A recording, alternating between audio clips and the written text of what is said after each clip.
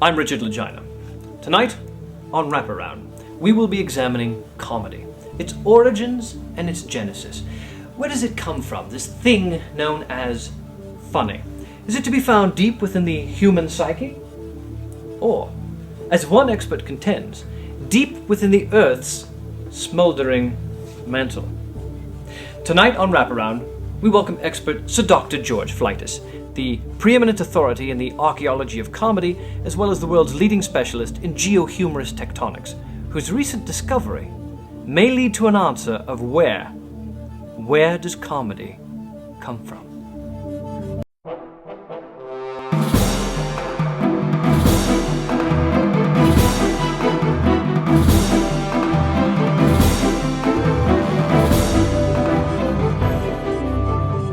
Some 30 to 60,000 years old. How did you come to discover these?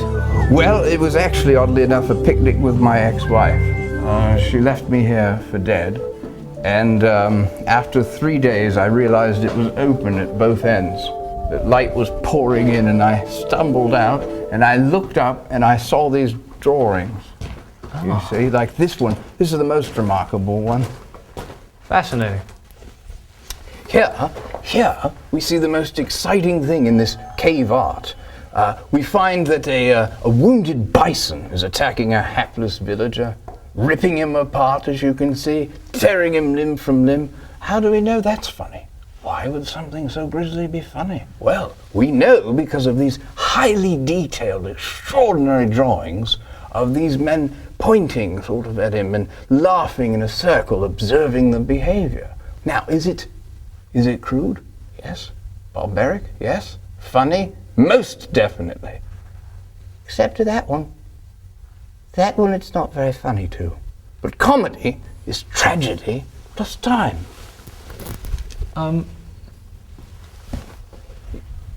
You drew those chaps in there laughing and pointing, didn't you? Yes.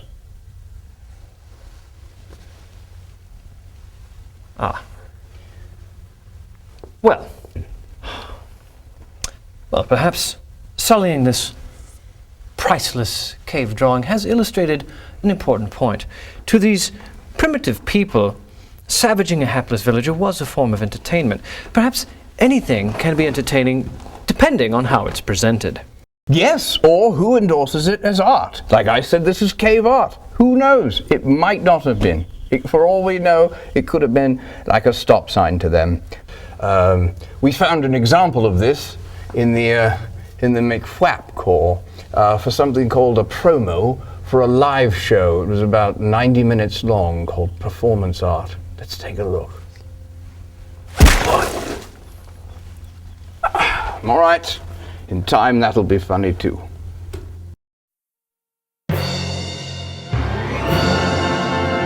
Extended for 6 more weeks. Straight from the Smithsonian Institute, presenting Derek Howard's World O' Hats! A one-man exaltation of the Chapeau!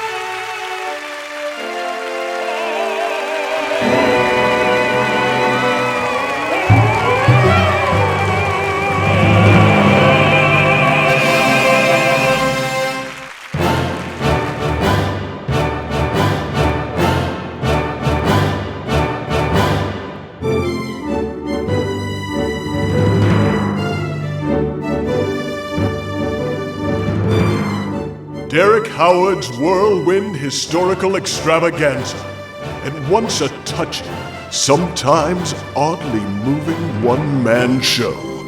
Each hat is given its due as an important moment in history. Here's how one reviewer put it. Now, this reviewer must confess that he's never been a fan of hat theater. Case in point, Rupert Fromage's ill-advised foray into the world of theatrical haberdashery. Fez! Exclamation point, the musical.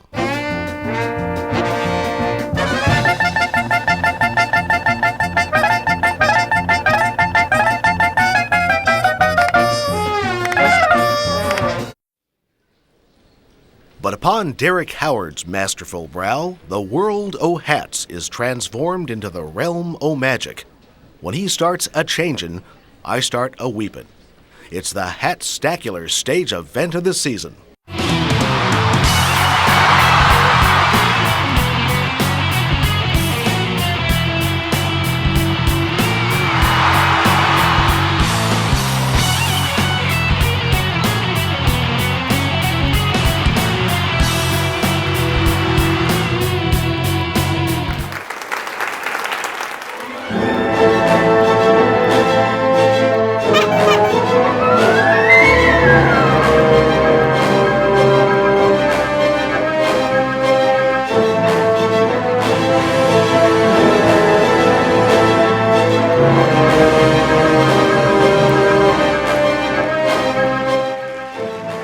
Derek Howard's World o' Hats.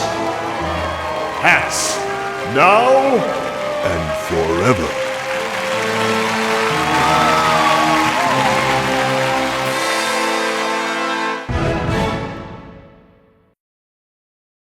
Hello, I'm Prentice Voltaire. And so am I. Here now the news. Our top story Now, here is the news.